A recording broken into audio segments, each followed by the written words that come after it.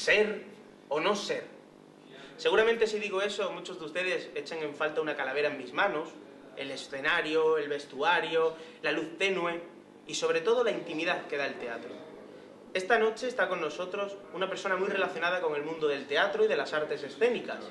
La obra se representará en el restaurante El Potro, situado en la calle Vicente Barrantes número 5, en pleno casco antiguo de Badajoz. El escenario es incomparable. Así que, si quieren saber quién se esconde detrás del telón, quédense aquí con nosotros. Aquí empieza Sin Indirectas.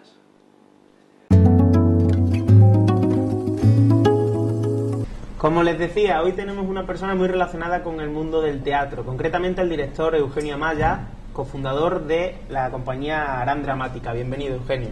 Muchas gracias. Bueno, esperemos romper esa cuarta pared que se dice siempre, ¿no?, con el espectador. Bueno, la gente de Badajoz te conoce porque llevas aquí mucho tiempo y quizás muchos no sepan que tu origen es chileno, aunque tú llegaste aquí muy pronto, muy joven. Cuéntanos un poco cómo fue esa llegada a España. Que mi origen sea chileno, fíjate que la gente sabe que hablo raro, porque llevo mucho tiempo fuera de mi país y todavía tengo un acento, que cuando voy a Chile me dicen, tú no eres de aquí, y aquí me dicen, ¿dónde eres? Y poca gente sabe que mi país de origen fue fundado por extremeños, y ¿lo sabías tú? Sí, sí. Por Pedro de Valdivia. Pedro de Valdivia. E Inés de Suárez de Plasencia, Pedro de Valdivia de Villanueva, La Serena, Castuera o Campanario. Las tres localidades se disputan su lugar de nacimiento y hay una calle aquí al lado del Teatro López de Ayala. Son como coincidencias, ¿sabes?, de esas cósmicas. Y yo siento que de alguna manera no es por fantasmear, pero siento que el temperamento extremeño lo sentí desde la primera vez que vine aquí como algo muy cercano me recordaba a mi infancia, el trato. ¿Y cuál era la pregunta? Me siento muy... Sí, ¿cómo llegaste a España? ¿Cómo fue esa llegada aquí ese cambio? Porque fue en tu niñez, entonces... Sí, bueno, eso, datos de biografía familiar. Mi familia vino a España en un momento, no por motivos políticos, por motivos más bien de cambio de aire, de buscar nuevos horizontes. Y entonces yo tenía un tío en Estados Unidos que me invitó a pasar allí un año, me quedé 8, pero en los veranos venía aquí a visitar a mi familia. Y así en verano pues descubrí la Gran Vía, Torremolinos en aquella época, en fin, todo lo que era desarrollando una relación afectiva esporádica con España. Y cuando terminé mis estudios pues vine aquí porque hay que decir, a continuar mi hay vida. que decir que eres licenciado en Sociología por la Universidad de Berkeley. Sí, tengo el diploma. ¿Cómo llegas a contactar con la sociología, a decidir qué es lo que querías hacer? Yo conseguí una beca para estudiar en la Universidad de California, porque una beca deportiva. 3 años de instituto en California, en un instituto en las afueras de San Francisco, que es donde vivía mi tío, y como San Francisco era el instituto que me tocaba por asignación de distritos y tal, era un poco demasiado heavy para un recién llegado de Chile. Mi tío consideró que, bueno, tenía unos amigos en las afueras de San Francisco, en uno de esos suburbios que salen en las películas como American Pie y eso, pues...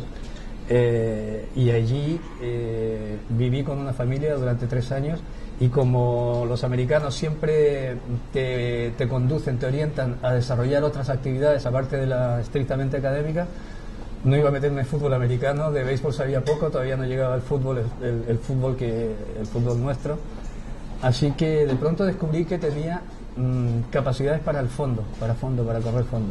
En fin, to make a long story short, abreviando, resulta que sí, que entré en el equipo de campo a través y resulta que hacía buenas marcas, y a partir de un momento me di cuenta que por mi rendimiento académico no iba a poder acceder a la universidad. Es decir, no es que fuera un negado, pero es un clima altamente competitivo para acceder a becas, porque mi familia no podía costearme los estudios pagando una matrícula de estudiante extranjero en ninguna universidad norteamericana, y yo quería seguir viviendo en ese país que era muy entretenido en aquella época. Te estoy hablando de los finales de 60, principios de los 70. Entonces dice, voy a aprovechar mi vocación, esforzarme un poco más, entrenar 2 veces al día. Por la mañana levantarme temprano, a las 7 de la mañana, o sea, 7 o un poquito antes, hacer mis kilómetros, y luego sacar rendimiento a eso. Y curiosamente, pues sí, Quedé, recibí unas ofertas de beca de muchos países, de muchas universidades de todo el país que venían a casa esta a ofrecerme, a venderme su universidad para que yo me integrara ahí, pero la que me gustaba era la que estaba al otro lado de la bahía, que era Berkeley, que en aquella época, aparte de tener una excelente oferta académica, un equipo, un estadio de atletismo muy bueno, era un sitio apasionante para vivir ahí. Y entonces me preguntabas cómo llega la sociología. Me di cuenta, ellos te obligan a los 2 años, tú puedes entrar en la universidad y durante 2 años no.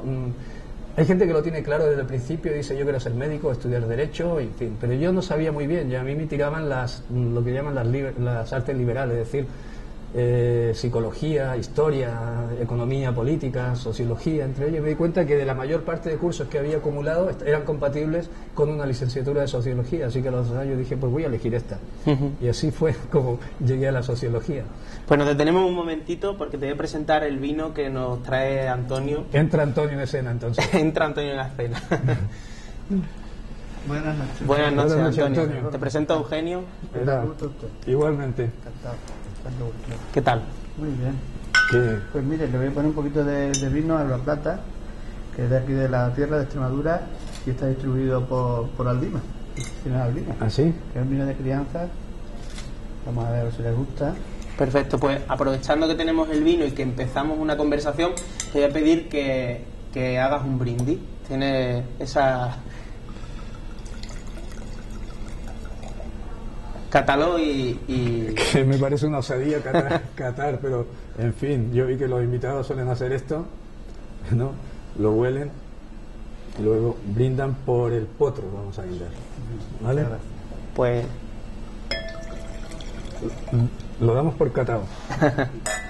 Por el potro. Muchas gracias, Entonces, Antonio. muy bien.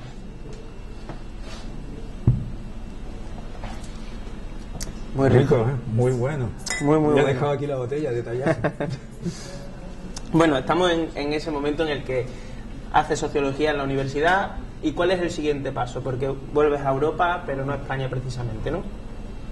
Sí, vuelvo a España, donde vivía mi familia y tal, pero luego, por circunstancias varias, recalo en París para hacer una especie de diploma de segundo grado universitario, un equivalente a un máster en el Instituto de Altos Estudios de la América Latina en la Universidad Sorbonne Nouvelle, París 3. Curiosamente, ¿aquí valen las anécdotas o no? Sí, sí, claro. Porque me tocó en mi grupo, hice una tesis sobre la prensa femenina, los medios de comunicación de masas femeninos en Latinoamérica. Me llamó la atención cómo estas revistas femeninas que ahora ya se dan como, bueno, son iniciativas tan meritorias como cualquier otra, pero el tipo de imagen, de modelo, de conducta, de imagen que presentaban a la mujer para emularlo, para seguirlo, ¿no? Que eran todas estas revistas tipo como las que hay ahora. No quiero mencionar nombres para que no se sienta ofendido, en fin. Eso llamó mi atención y a eso dediqué mi empeño, y también ahí era muy entretenido París, porque es que uno aprende tanto del mundo académico como de lo que lo rodea, ¿no? Y curiosamente ahí me tocó estudiar con Alan García. ¿Sabes quién es Alan García? No. Alan García es es el actual presidente. No, el actual presidente. Ha sido presidente de Perú durante 2 veces. Sí. Y en aquella época nos reuníamos los sudamericanos y colegas franceses también en casas determinadas, y él era no sé si mucha gente lo sabe, pero era un muy buen cantante de boleros. Se reunía con un amigo mexicano, iban por los fines de semana a tocar en el barrio latino delante de los turistas, y sacaban su dinerín para costearse los gastos.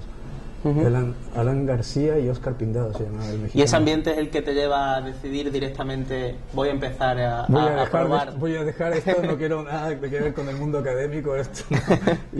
Y luego ahí, de alguna manera, yo venía a ver a mis padres siempre, que vivían en Madrid, mi familia. Entonces ahí entré en contacto, porque mira, yo tenía una vocación, digamos, artística, pero en la época en que yo viví, por ejemplo, en la Universidad de California, no tenía una facultad de cinematografía como la puede tener ahora, o como la tenía la UCLA, la Universidad de California en Los Ángeles, o la Universidad de California del Sur, que esos sí tenían un programa de formación cinematográfica cojonudo, ¿no? Con una muy buena oferta, una formación estupenda. Me hubiera gustado, pero no me atrevía a dar el paso, no sé, tenía una vocación como dormida, o como no del todo, como frustrada, ¿no? Y llegó una oportunidad en que aquí, llegando a España, conocí a un actor por circunstancias de la vida, un actor argentino que estaba aquí exiliado en Madrid, Norman Briskin, y me dijo: tú tienes madera de actor, ¿por qué no te metes? José Luis Gómez y unos amigos argentinos míos van a montar una escuela de teatro ahí y apúntate. Y entonces ya dije, bueno, voy a probar. Y ahí sentí que era mi vocación, aunque entré como actor, como estudiante de interpretación en la escuela esta que formó José Luis Gómez, el actual director del Teatro de la Abadía y recientemente miembro de la Real Academia. Y él tiene mucha relación con tu cambio de actor. Claro. ¿Cómo es? Es que él no es que diera clases ahí, pero sí monitorizaba, supervisaba, tenía un decir en la elección del profesorado, que en aquella época había profesores de interpretación muy buenos. Yo creo que uno de los mejores que ha pasado por España de iniciación a la interpretación, porque en la fase de iniciación a la interpretación es donde se generan los vicios, que luego es muy difícil despojarse de ellos. Y había un profesor de iniciación a la interpretación argentino, Martín Adjemian, que lo pueden ver los telespectadores en una película Tiempo de Valientes argentina, que es tronchante. Martín, por él podemos brindar, porque tristemente fallecido hace un par de años, pero gran profesor de interpretación y sobre todo el maestro de mi mujer, que es el que contaba con que el actor era un ser creador. Es decir, te sentaba las bases para luego desarrollar tu talento sin tonterías. Gran influencia. Pienso que a la postre ha sido una de las influencias que he tenido en mi carrera posterior. Y ahí estaba yo, estuve 2 o 3 años. Luego José Luis Gómez fue nombrado codirector del Centro Dramático Nacional. Y yo entré en el teatro por todo lo alto, luego ha sido con sus dientes de sierra, ¿no? Pero me ofreció trabajar con él en el Centro Dramático Nacional y yo encantado de la vida, y ahí aprender con una persona que en ese momento estaba recién llegado de Alemania. Han publicado en El País una especie de serie de entrevistas con él donde cuenta su fase formativa cuando llega a España, muy interesante. Él en aquella época era una ruptura creativa en el panorama teatral español, y a mí también me sirvió, ha sido una influencia también muy, muy positiva, porque el rigor alemán aplicado a la creatividad no es una mala combinación. Y has nombrado a María Luisa Borruell, que es la conocida actriz extremeña. ¿Qué es tu vínculo que te devuelve a esta tierra de conquistadores que hablábamos al principio? Sí. Es lo que hace que vuelvas aquí a Extremadura, ¿no? Claro. No, nos conocimos con María Luisa en un taller del Teatro Español. Yo también, después del Centro Dramático Nacional, José Luis Gómez pasó al Teatro Español, y yo seguí trabajando con él como ayudante, y participé en un taller sobre una forma.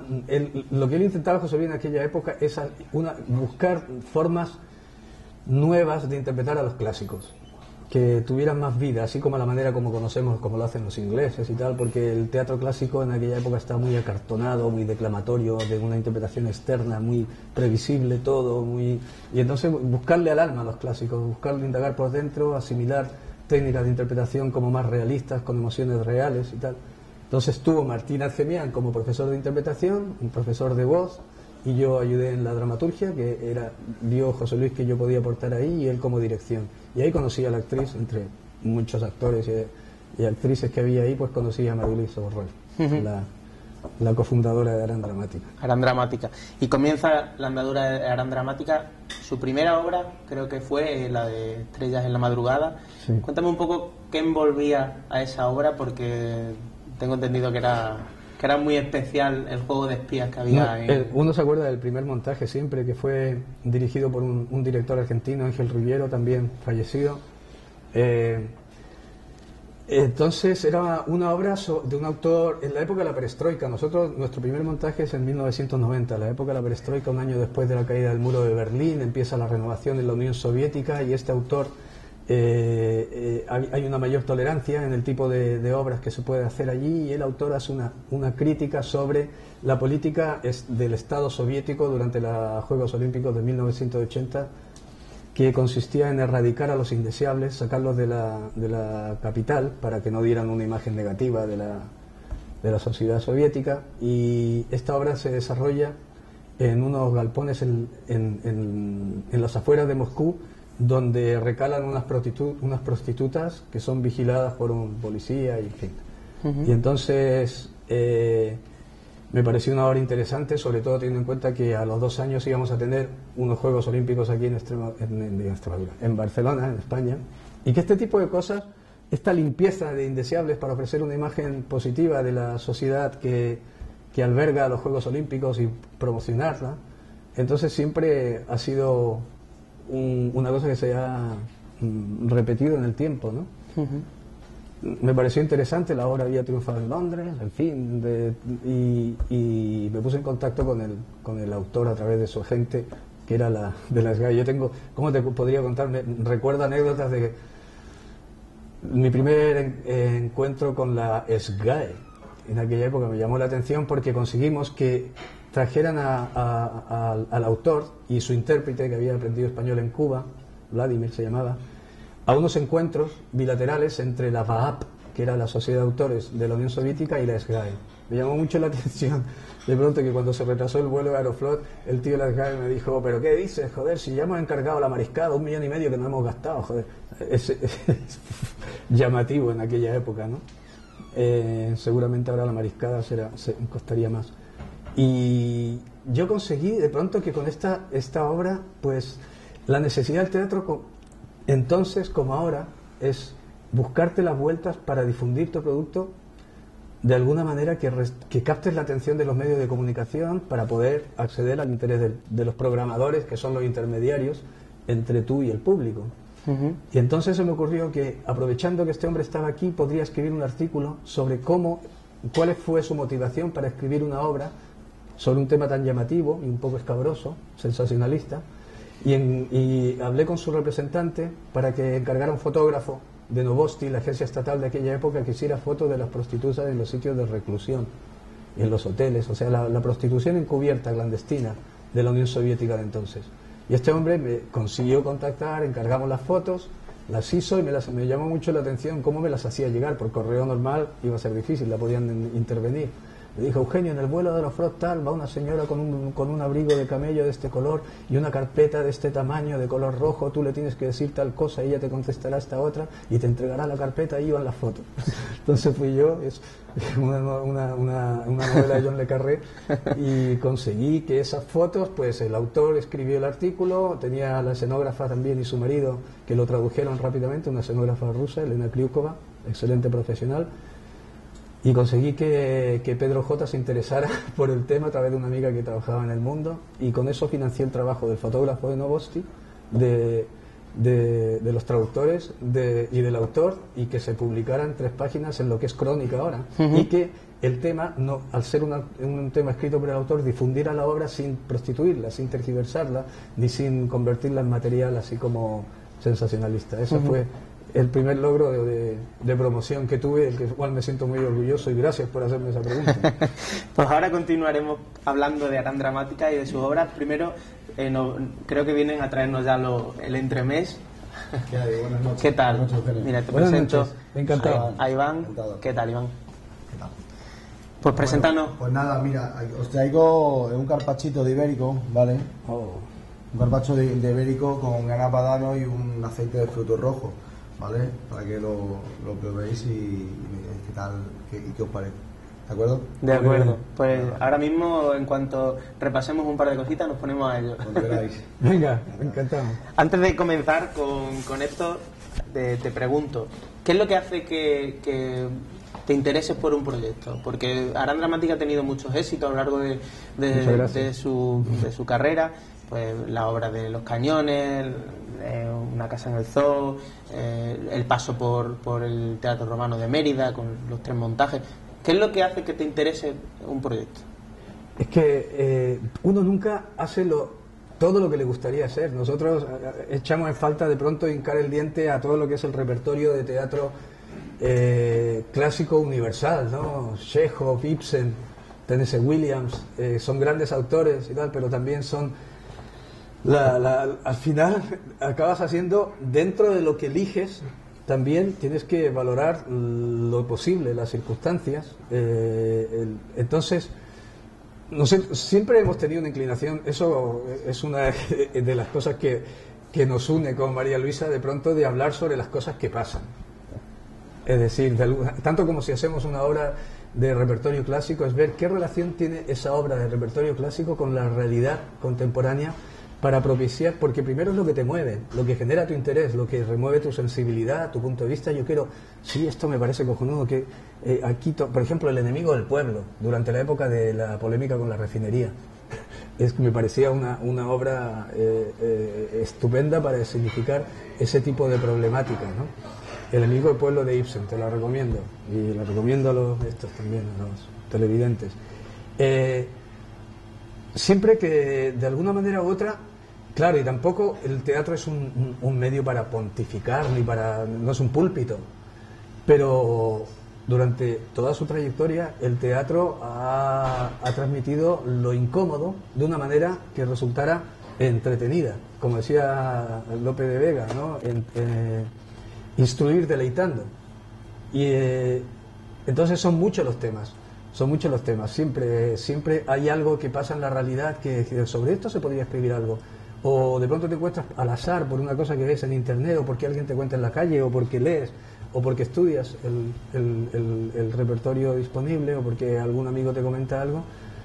Es que sintonice, que el público cuando lo vea no lo vea como algo ajeno, incluso resulte revelador, resulte parte de entretener, que no salga del teatro tal como entró, que no salga como si hubiera ido, que se implique en la obra, y que el teatro le aporte a enriquecer su vida, ¿no? El teatro tiene también, no es una rutina, y no solamente es entretenimiento, por supuesto que tiene la gente paga no para ser atormentada ni sufrir una sesión de torturas en la butaca, pero también el teatro va implícito, dada la naturaleza del medio, que hay un componente también de reflexión, de sin implicarte en algo, de pronto, porque sí poder de pronto trascender situaciones personales, traumas, emociones, conflictos brutales, sin tener que estar ahí implicado. Y nosotros hemos tenido experiencias con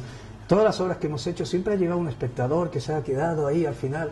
Y me acuerdo que hicimos una obra sobre dos hijas que cuidan a una madre con Belis en Fuegos y María Luisa Borruel, a una madre agonizante. Y fue una mujer en Madrid, me acuerdo que la hicimos en una sala alternativa, que se quedó después del espectáculo y dijo: no sabes la liberación que he sentido tras ver vuestra obra. Porque claro, es como de pronto hacerle sentir a esa señora que está bien tener sentimientos terribles respecto a situaciones que siempre exigen lo mejor de nosotros mismos, o la aceptación de un comportamiento social establecido, ¿no?